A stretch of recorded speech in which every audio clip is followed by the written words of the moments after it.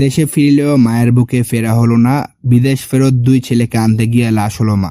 ঘটনাটি বিস্তারিত জানতে ভিডিওটি শেষ পর্যন্ত দেখুন। আর আপনি যদি মুসলিম হন তাহলে এই ভিডিওটিতে লাইক দিয়ে চ্যানেলটিকে সাবস্ক্রাইব করুন। আসসালামু আলাইকুম প্রিয় দর্শক, সবাইকে টাটকা টিভি ইউটিউব চ্যানেলে স্বাগতম। বন্ধুরা, দীর্ঘদিন পর 2 সন্তান দেশে ফেরায় খুশি আর আনন্দে তাদের বুকে জড়াতে বিমানবন্দরে যাওয়ার পথে লাশ হয় মা। সান্ত্বনা মিলছে না ছেলেদের। করুণ আর আবেগময় এই ঘটনা ঘটে কুমিল্লার দাউদকান্দিতে। জানা যায়, বিদেশ ফেরত ছেলেদের আনতে যাওয়ার জন্য এ মায়ের আগ্রহের বাদ মানছিল না। বহুদিন পর 2 ছেলেকে বুকে জড়ানোর দৃশ্য ভাবতে ভাবতে রওনা হয় মা বাবা সহ কয়েকজন। রাস্তায় বাবা সুলতান মিয়ার প্রস্রাবের বেগ পেলে গজারিয়া এলাকায় মাইক্রোবাসটি রাস্তার পাশে দাঁড় করিয়ে প্রস্রাব করতে যায় বাবা। রাস্তার অপর দিক থেকে আসে একটি ট্রাক মাইক্রোবাসটিকে ধাক্কা দিয়ে দুমড়ে মুচড়ে দেয়।